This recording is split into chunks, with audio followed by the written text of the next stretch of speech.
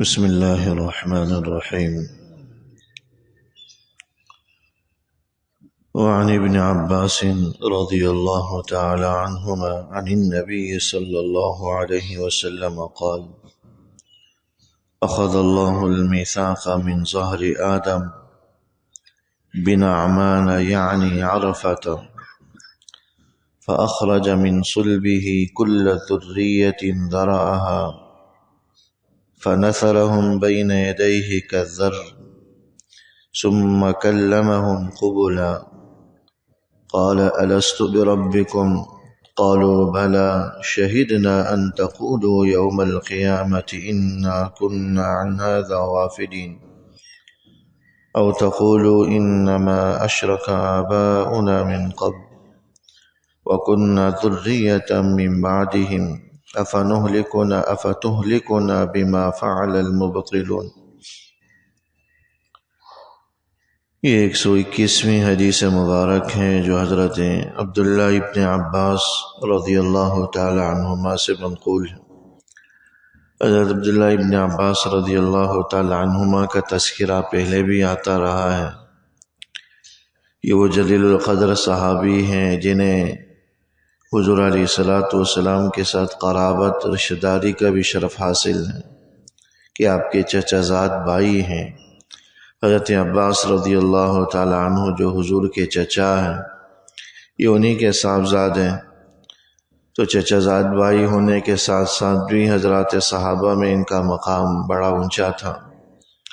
حضور علیہ الصلوۃ والسلام نے ان کے لیے یہ دعا فرمائی تھی کہ اللہم فقہہ فی الدین وعلمہ التأویل، اے اللہ اسے دین کی سمجھ عطا فرما اور قرآن کی تفسیر کا فہم عطا فرما۔ تو حضرات صحابہ میں یہ مفسر قرآن کے نام سے جانے جاتے تھے، یہاں تک کہ حضرت عمر رضی اللہ تعالی عنہ جیسی شخصیت بھی اپنے زمانہ خلافت میں اپنے ساتھ ان کو بٹھایا کرتے تھے، اور جو مشورے کی جو جماعت تھی انہی میں ان کو رکھتے تھے، اور ہر امر کے اندر، ہر معاملے کے اندر ان سے مشورے کا اہتمام فرماتے تھے۔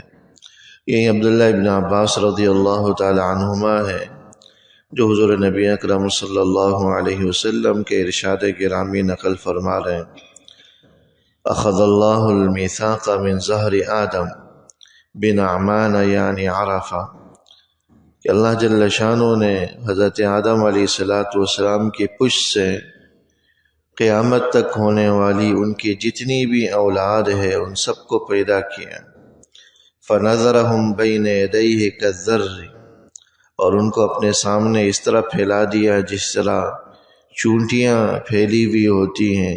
ذر عربی زبان میں چونٹیوں کو کہا جاتا۔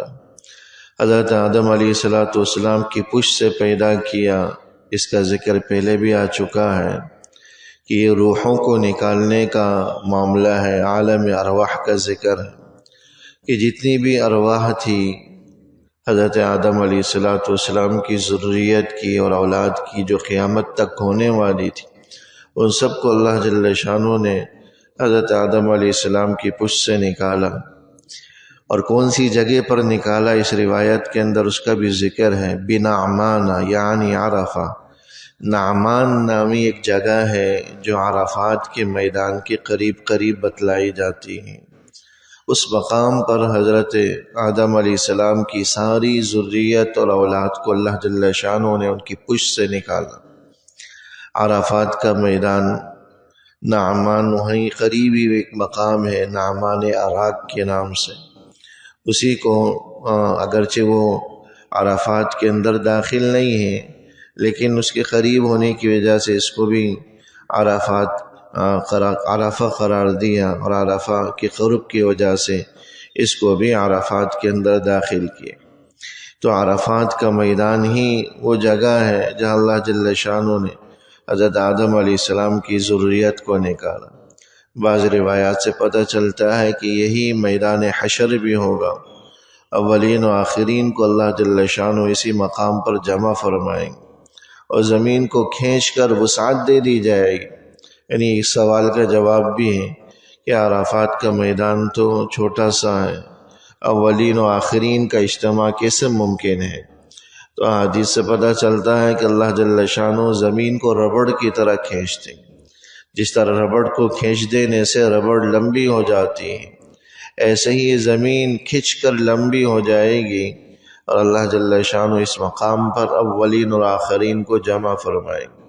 اور بعض علماء فرماتے ہیں کہ اس کے ساتھ عرب کی جو ملحقہ جگہیں ہیں وہ بھی شامل ہو جائیں گی، شام کی سرزمین بھی اس میں داخل ہو جائے گی، وہ یہ سارے علاقے حشر کا میدان بنیں گے، اور اللہ جل شانہ ان تمام علاقوں کے اندر ساری انسانیت کو، تمام مخلوقات کو جمع فرمائیں گے، وہیں حساب و کتاب ہوگا، وہیں جزا و سزا کے فیصلے ہوں گے، جنت جہنم کے اللہ جل شانہ کی طرف سے پروانے عطا کیے جائیں گے۔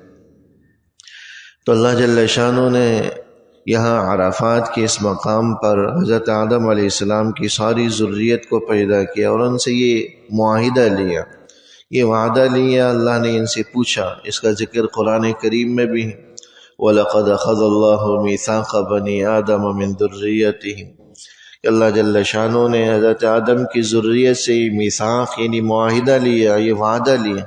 وہ وعدہ کیا تھا؟ أَلَسْتُ بِرَبِّكُمْ، کیا میں تمہارا رب نہیں ہوں؟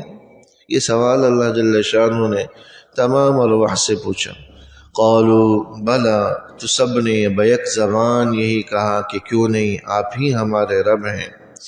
شہدنا ان تقولوا یوم القیامہ انا کنا عن ھذا غافلین، اور اللہ جل شانہ نے فرمایا کہ ہم نے یہ وعدہ تم سے اس لیے لیا تاکہ قیامت کے دن ہم بتلا سکیں کہ تم نے یہ کہا تھا، اور میری ربوبیت کا تم نے اعتراف کیا تھا، تاکہ کل قیامت والے دن تم یہ نہ کہہ سکو کہ انا کنا عن ھذا غافلین، ہمیں تو اس کا پتہ ہی نہیں تھا کہ ہمارا رب کون، ہمارا پالنے والا کون، ہمیں پیدا کرنے والا کون۔ تو آج ہی میں نے تم سے یہ سب سے پوچھ لیا، لست بربکم، تاکہ کل قیامت والے دن کوئی انکار نہ کر سکے، اور کوئی یہ نہ کہہ سکے کہ مجھ سے بغیر مجھے کچھ بتلائے مجھے سزا دے دی گئی، جہنم میں پھینک دیا گیا، مجھے تو پتہ ہی نہیں تھا، مجھے تو معلوم ہی نہیں تھا کہ ہمارا بھی کوئی پالنے والا پروردگار ہے، پیدا کرنے والا خالق ہے۔ او تقولو، یا تم یہ نہیں کہہ سکو کل قیامت والے دن، انما اشرک آباؤنا من قبل وکننا ذریۃ من بعدہم، کہ ہمارے آباء و اجداد میں ہی شرک چلا آ رہا تھا، ہم تو ان کی ذریت میں اولاد میں تھے، اور اولاد اپنی آباء و اجداد کے تابع ہوتی۔ افتہلکنا بما فعل المبطلون، ہمارے آباء و اجداد کی غلطیوں کی وجہ سے آپ ہمیں کیوں سزا دے رہے ہیں؟ یہ غلطی انہوں نے کی، اور اولاد انہی کے تابع ہوتی ہے، انہی کی پیروکار ہوتی ہے، انہی کی پیروی کرتی، تو انہوں نے غلطی کی، وہ باطل پر رہے، وہ غلطی پر رہے، ان کی غلطی کی سزا ہمیں صرف اس وجہ سے دی جا رہی ہے کہ ہم نے ان کی پیروی کی، حالانکہ ہمارے پاس تو ان کی اتباع اور پیروی کے سوا کوئی چارہ نہیں تھا، کیونکہ اولاد عموماً والدین کے تابع ہوتی ہے۔ احادیث کے اندر بھی بات مضمون بیان کیا گیا ہے کہ کل مولود یولد علی الفطرہ، جو بچہ بھی پیدا ہوتا ہے وہ فطرت اسلام پر پیدا ہوتا ہے، فطرت اسلام، جو بچہ بھی دنیا جہاں میں جہاں بھی۔ فابواہ یحودانی، پھر والدین ہوتے ہیں جو اس کو یا تو یہودی بنا دیتے ہیں، او نصرانی، یا اس کو عیسائی بنا دیتے ہیں، او مجسانی، یا اس کو مجوسی اور آتش پرست بنا دیتے ہیں، مختلف دینوں میں داخل کر دیتے ہیں۔ یہ والدین کا عمل ہے، تو ہمارا نہیں، ہم نے تو صرف ان کی اتباع کی ہے، تو ان کی غلطی کا خمیازہ ہمیں کیوں بھگتنا پڑ رہا ہے، ہمیں کیوں ان کی وجہ سے جہنم میں داخل کیا جا رہا ہے۔ تو اللہ جل شانہ نے فرمایا کہ میں نے اسی لیے تم سے یہ عہد لیا تاکہ کل قیامت والے دن یہ نہ کہہ سکو کہ ہمیں پتہ نہیں تھا، یا تو ہم والدین کے تابع تھے، ہم نے ان کی پیروی کی۔ آج ہی میں نے پوچھ لیا لست بربکم، تاکہ پتہ چل جائے کہ میں ہی تمہارا رب ہوں، میں ہی تمہارا پروردگار ہوں، میں ہی خالق، میں ہی پیدا کرنے والا، میں ہی عبادت کا حقدار میرے سوا کوئی معبود نہیں، میرے سوا کوئی الہ نہیں، میرے سوا کوئی خالق مالک نہیں، یہ چیز تمہیں پتہ چل جائے اور کل قیامت والے دن کوئی بہانہ نہ تراش سکو۔ یہ عہد لیا گیا ساری ذریت، ساری انسانیت۔ اسی معاہدے کو اللہ جل شانہ نے قرآن کریم میں مختلف مقامات پہ بھی بیان کیا۔ اس سے ایک بات تو یہ بھی معلوم ہو گئی کہ اولاد کو بنانے، سنوارنے، بگاڑنے کے اندر والدین کا بڑا کردار ہوتا ہے۔ والدین اگر نیک صالح ہوں تو اولاد بھی نیکی کی راہ پر ہوتی، الا ماشاء اللہ، اگر اللہ نہ چاہے تو کچھ بھی ہو سکتا ہے۔